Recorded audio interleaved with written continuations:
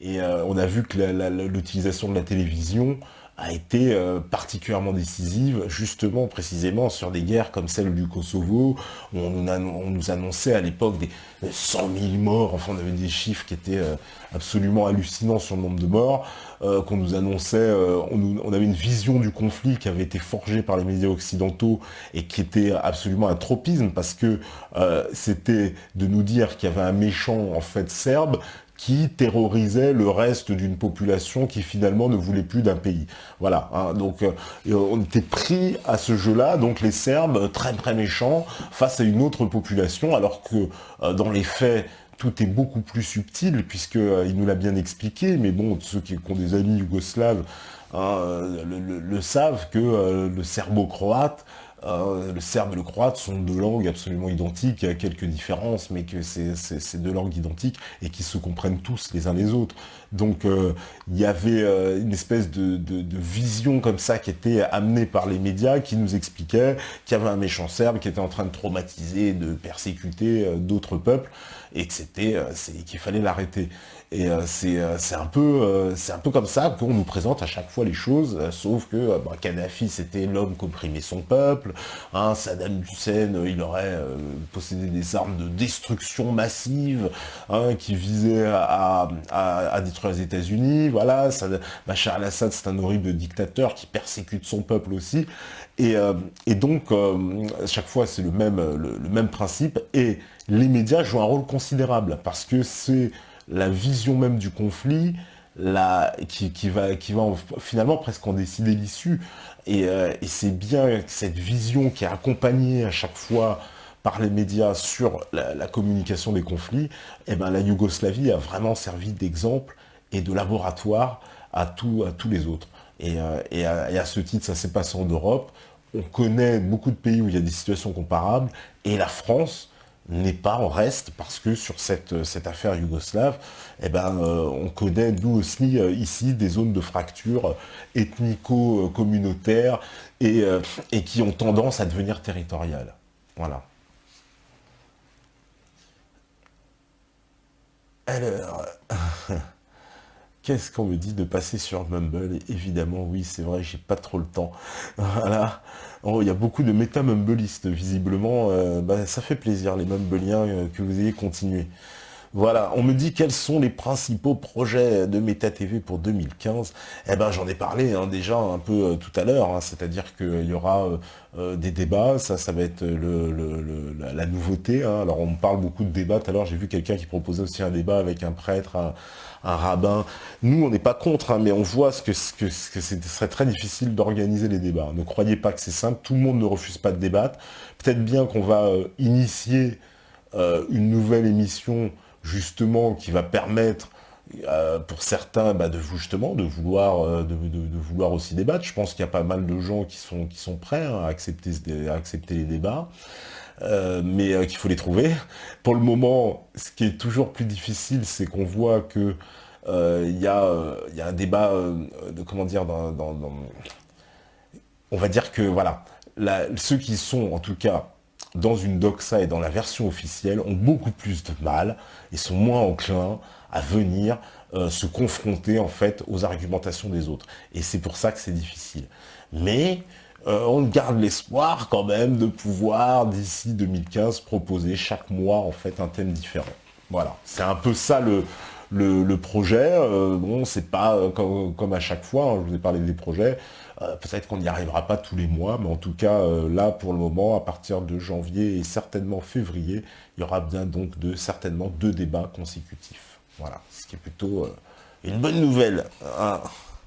Mais après, les autres projets, on n'a pas encore défini si on allait refaire un métatour numéro 2. On me pose souvent la question d'ailleurs. Tout ça n'est pas défini. Voilà, on me fait signe, question d'oseille, hein, évidemment. Voilà. Donc oui, tout ça n'est pas défini. Hein, donc voilà, on en saura un peu plus au cours de l'année. Bon, on y a pensé aussi. Hein, comme en plus vous nous posez souvent la question, eh ben c'est un peu normal. Alors, on me dit quelles seront les dates de vos congés de fête de fin d'année. Quelle date serez-vous de retour à l'antenne et quels sont vos invités prévus en janvier? Avez-vous déjà quelques noms? Alors, justement, à défaut de dire des bêtises, je ne veux pas dire les noms parce que effectivement, on a un gros planning qui est prévu. Donc pour mois de janvier, mois de février, énormément d'invités, puisque je vous dis, là, on a un planning quasiment bouclé. Euh, les invités, bah, ils sont très extrêmement nombreux, hein. Vous vous doutez bien que déjà, il y a vos suggestions, il y a les invités que nous on souhaite inviter, et puis il y a les gens en plus qui font leur candidature spontanée. Donc on a tout un tas de choses à traiter. Donc les invités, il y en a beaucoup. Je ne peux pas donner la liste parce que j'ai pas sous les yeux. En plus, il faudrait que j'ouvre et tout, mais voilà, donc je n'ai pas la liste, mais il y en a vraiment beaucoup de prévus. Ça va encore parler de beaucoup de choses différentes, j'espère. Voilà, des sujets, je pense que cette année, on aura été dans l'éclectisme au niveau des sujets. Et voilà, c'est pour ça que c'est intéressant, parce que même quand je vois, moi, un peu les débats sur l'islam, etc., je me dis, bah nous, justement, sur l'islam, on a fait venir des gens, on en fera encore venir. Donc il y a eu une parole portée par pas mal de gens, et d'ailleurs on nous accuse d'être maintenant pro-islamique, ce qui est vachement marrant d'ailleurs, parce qu'on est passé donc maintenant de Soralia à pro-islamique, à nana, truc, enfin, on veut toujours trouver un qualificatif comme ça, quand on pourrait donc ne pas être nous-mêmes, tout simplement, et arrêter de vouloir chercher à coller systématiquement une étiquette. Hein, à titre personnel, je ne suis pas musulman. Dans Meta TV, il y a des musulmans. Meta TV n'est pas une chaîne musulmane. Voilà, chacun suit sa ligne. Voilà, là, pour preuve, puisqu'il y a des musulmans et il y a des gens anti-musulmans qui sont déjà venus s'exprimer ici et d'autres pro-musulmans. Donc, voilà, comme on a souvent expliqué, c'est un espace de parole. Voilà, donc forcément, dans cet espace de parole, eh ben, il y a des visions contradictoires qui s'expriment. Hein, et après, bah, chacun en fait ce qu'il veut, après tout. Hein. C'est pas, voilà, il n'y a pas, y a pas d'obligation, évidemment. Hein, c'est ça le libre arbitre, le véritable libre arbitre. Alors, on pourra renommer l'émission Débat TV, Patriote qui dit ça. Débat TV, ouais. On n'a pas encore, c'était pas le nom de l'émission, mais il y aura un nom probablement. Mais Débat TV, ouais. Ce sera le petit nom. Alors, allez. On me dit, je suis pour un pasteur, un prêtre, car un prêtre ne connaît pas la Bible, sinon il serait pas prêtre, mais pasteur. Voilà, et ça commence déjà, quoi. Vous êtes déjà dans la théologie, quoi. Voilà, le mec, il serait prêtre, mais comme il est prêtre, c'est qu'il connaît pas la Bible. Ouais, tu pars d'un présupposé, et donc forcément, il vaut mieux prendre un pasteur. Hein, et pourquoi pas un pasteur, un prêtre, un machin. C'est ça qui est compliqué. Vous voyez, moi, c'est dans le débat religieux, et c'est exactement le sens de ce dans quoi, par contre, on ne rentrera pas, c'est les grands débats théologiques. Parce que ce sont des débats sans fin, des joutes de spécialistes, j'ai envie de dire, à coups de sourates ou de psaumes, voilà, de psaumes vengeurs à l'article 3 de la ligne 2 du psaume 24 selon saint Matthieu et l'épître de saint Jean, enfin bon... non, on va pas rentrer dans ce débat-là, parce que ça, c'est vraiment les trucs de spécialistes. À la limite, les mecs se filment entre eux, nous on le passe, comme ça peut intéresser des gens, mais aller organiser un débat en direct avec des gens qui vont s'écharper sur ce sujet-là, je trouve que c'est une perte de temps, à mon sens, hein, mais bon.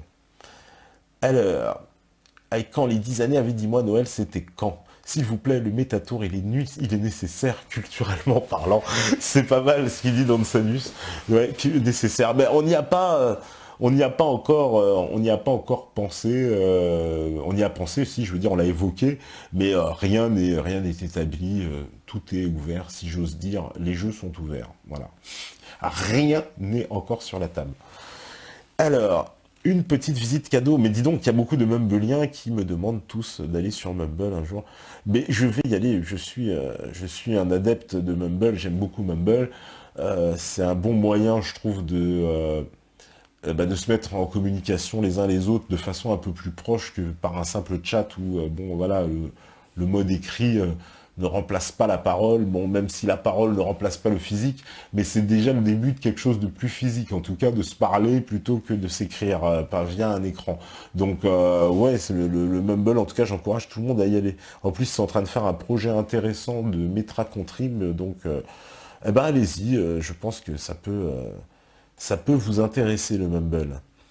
Alors, on me dit reste même en 2015, on prend le flambeau de la libre parole. Car tu es pour moi le meilleur avec ton équipe à laisser le débat se mettre en place. Bravo à toi, bonne fête à toi et toute l'équipe. Bah, merci mon cher Rogelio, on te renvoie les mêmes et bonne fête à toi aussi.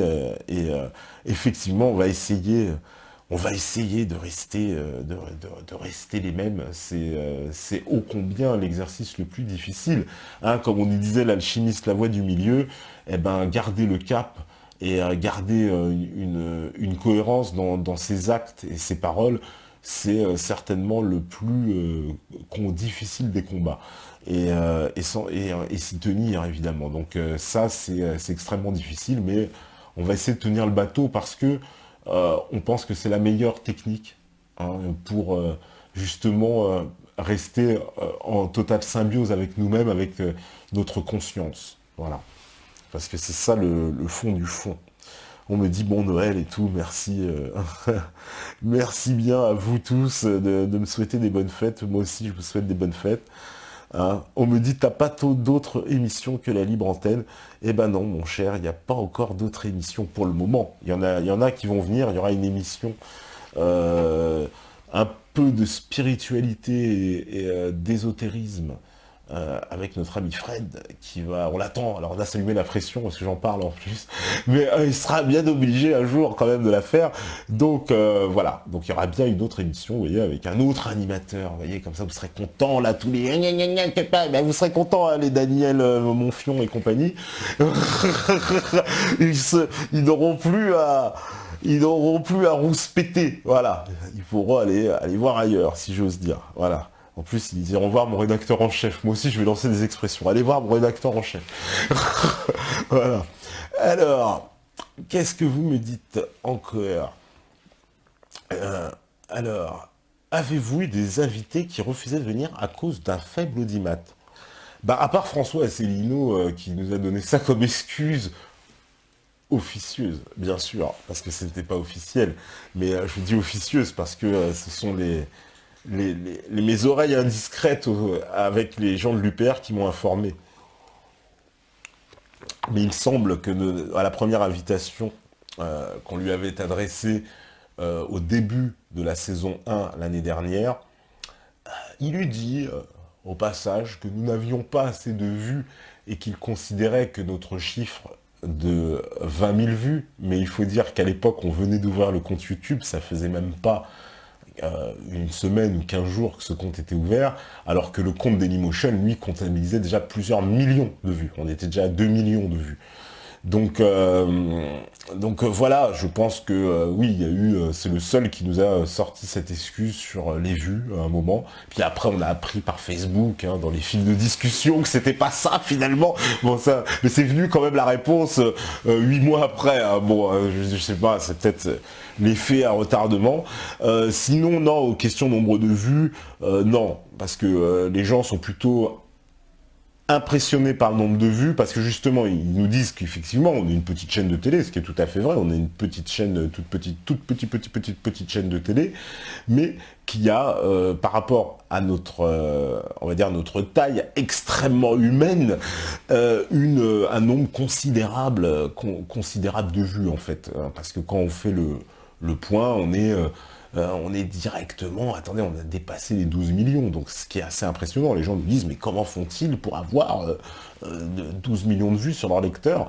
On produit beaucoup. Je pense qu'on est extrêmement productif, que voilà, il y a des émissions, voilà, il y a des invités, il y a des reportages sur le terrain, on apporte, on travaille. Au final, vous voyez, le travail paie. Le travail fait que, quand on a démarré cette émission, on était 30, et puis aujourd'hui on est plusieurs milliers. Mais ça, c'est le fruit du travail, c'est personne d'autre, hein, c'est voilà. Mais je pense que les invités sont plutôt impressionnés par ce côté-là. Donc il n'y a pas eu, personne nous a véritablement dénigré pour une question de vue, mais plutôt on a été dénigré des fois pour des questions de ligne éditoriale, au sens où on aurait invité des gens qui ne plaisent pas, voilà, comme j'avais expliqué, pour Annie Lacroix-Riz, qui avait refusé parce qu'elle voulait pas que sa vidéo se retrouve à côté de celle de Forisson et de Maria Pougnier, mais en nous expliquant, vous êtes une œuvre de salut public. Hein, voilà, vous rendez un service nécessaire. Et tous les gens, d'ailleurs, nous disent ça. Hein, c'est-à-dire même ceux qui refusent, ils disent, non, mais moi, je veux pas venir. Pas parce que je vous aime pas, parce que j'ai peur d'être cramé, mais en gros, ce que vous faites, on vous encourage et c'est excellent. Vous voyez, on est un peu, voilà, on en est là en France. C'est-à-dire qu'il y a certaines personnes qui vont se plier à la doxa, qui vont se soumettre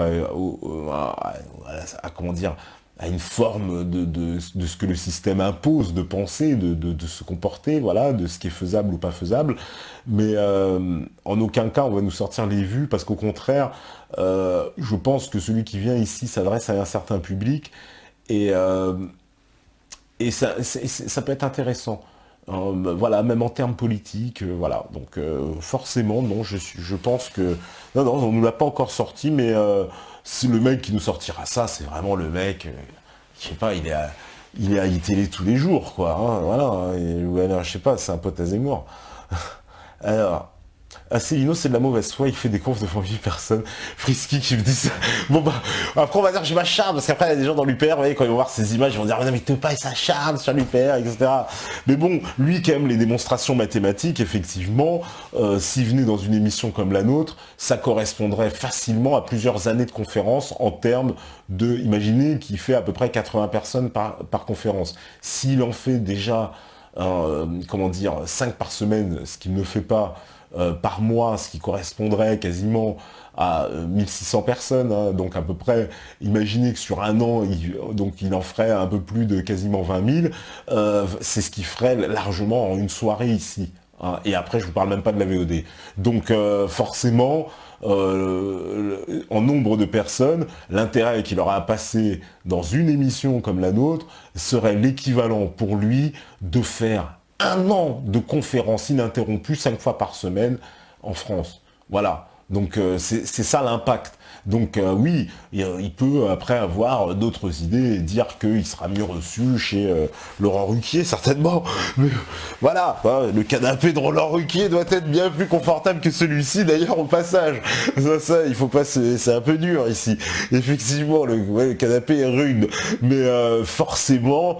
voilà, ce cher François Asselineau, et ben voilà, nous aujourd'hui nous crache dessus lamentablement, hein, de la façon en plus la plus, j'ai envie de dire, on est un peu dans la bassesse, hein, dans le coup bas, hein, puisqu'il s'agit à chaque fois de réponses Facebook, dans des fils de discussion. Il n'y a jamais eu de réponse proprement dite à nous-mêmes, ou quelque chose d'un peu plus formel, un peu plus officiel, qu'on nous envoie une réponse un peu plus sur qu'est-ce que pense l'UPR. Mais non, c'est loin de là, on n'a que des réponses dans des fils de discussion Facebook qui sont déshonorants à notre endroit, et limite diffamants, puisque à chaque fois, il y est exposé le fait que nous aurions invité des gens que eux qualifient de conspirationnistes et de négationnistes. Ce qui est assez drôle d'ailleurs, vous avez comme une justice immanente comme ça, puisque dans l'article de Libé, comme je l'expliquais dans la dernière fois, eh ben on me traite justement de conspirationniste pour avoir appartenu à l'UPR.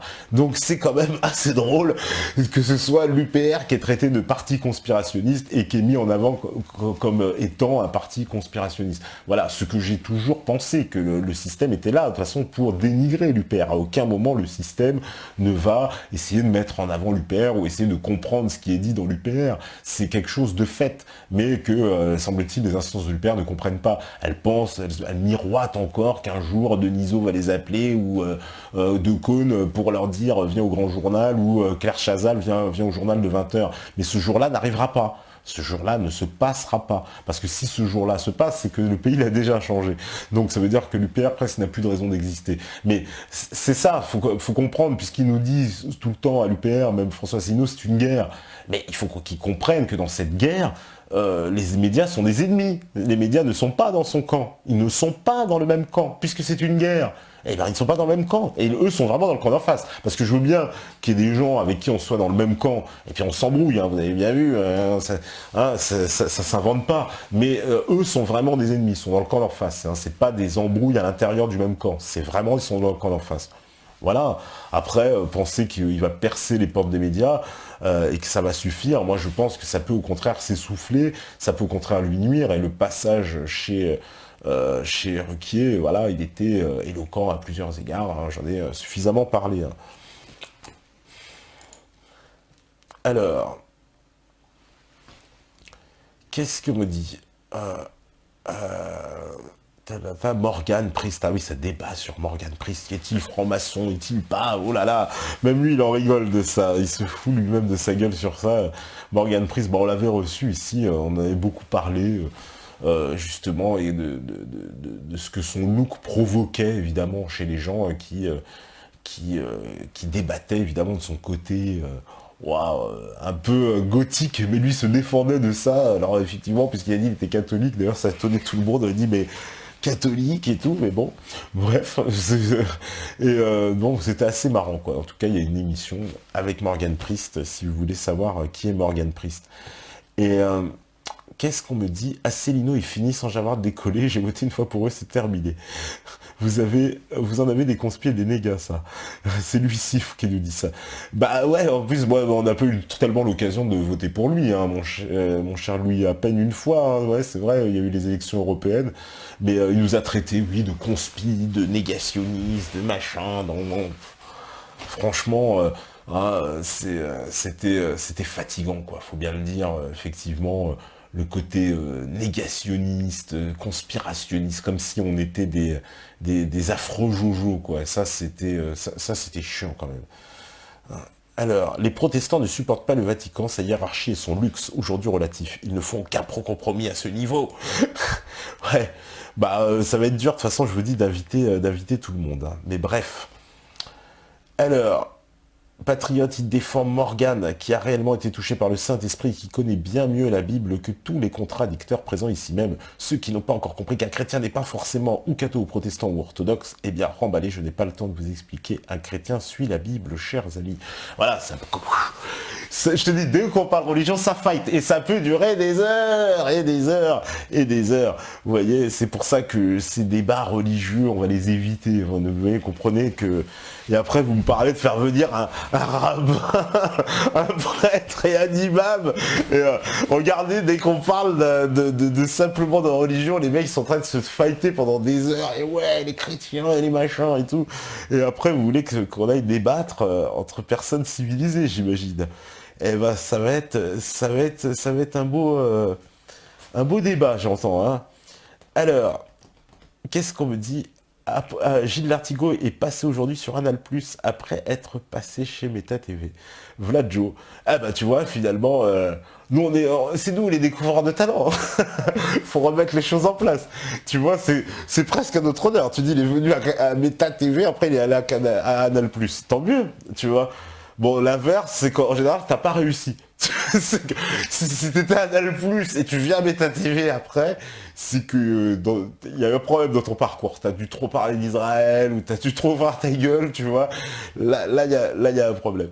Mais le chemin inverse prouve que, tu vois, les gens nous disent tout le temps la chaîne des conspis, la chaîne des négationnistes. J'adore ça, la chaîne des négationnistes. Ça fait bien méchant, c'est négationniste. Mais il est vrai que les médias mainstream se sont un petit peu intéressés à nous ces derniers temps. Un petit peu trop, à mon goût. C'est vrai qu'on a été un petit peu trop cités. Alors, Kim Azouf, il dit, pourquoi tu réponds pas sur la demande du Mumble? Mais si, je réponds, je viendrai sur Mumble, je vous ai promis. Mais quand je vais venir? Je vais pas venir ce soir, mais probablement je viendrai sur Mumble. Je viendrai. Voilà. Alors, on me dit quoi? C'est vrai, pour ne pas faire d'amalgame, tu as fait une émission entière avec Morgan et tu n'as pas retenu qu'il n'était pas catholique. Lol, quoi. Ouais, bah écoute, non, bah c'est ce il a dit lui-même, hein, qu'il était chrétien, mais bon, d'inspiration catholique, mais qui suivait pas, etc. Oui, mais j'ai retenu que... vous voyez, c'est ça, c'est qu'on s'entend pas sur les termes. Alors que lui, il va te dire, Morgane, qu'il a été touché par la foi catholique, nanani, nanana. Donc voilà, après, oui, il se sent chrétien, ouais, il se sent chrétien et pas catholique. Bon, bah tant mieux, quoi. Mais on va pas, si vous voulez, discuter pendant 10 ans sur ce truc-là, ouais. Et puis en plus, j'adore, t'as fait une émission entière avec Morgane. J'ai fait 250 émissions avec 250 invités. Les mecs, ils croient que tu te rappelles de tout, de chaque détail, de chaque data, de tout ce que les gens, ils te disent. Mais ça fait 15 heures par semaine, 60 heures par mois. Et quasiment, t'imagines, on est presque à plus de 600 heures sur une année. Moi, je mets au défi déjà à tout le monde de se rappeler les 600 heures. Ou alors, c'est vous les Grecs de Platon. On les a retrouvés. Ah, ils sont là, les mecs.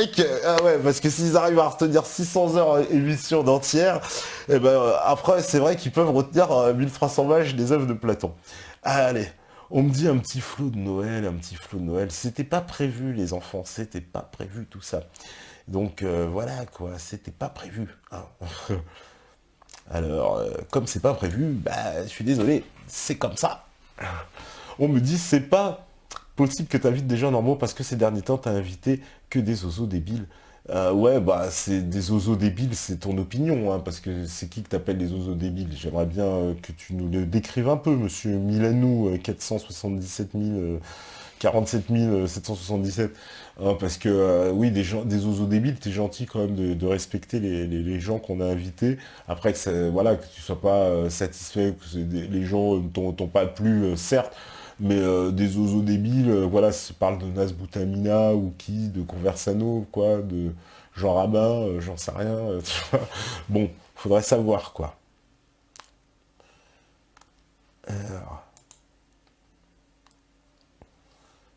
Les enfants morts de rire, qui disent, oui, bah, je le prends, je le prends, on me dit, fais-nous un petit rap de Noël. Mais si c'était prévu, t'as le Mac qui est sorti, lol.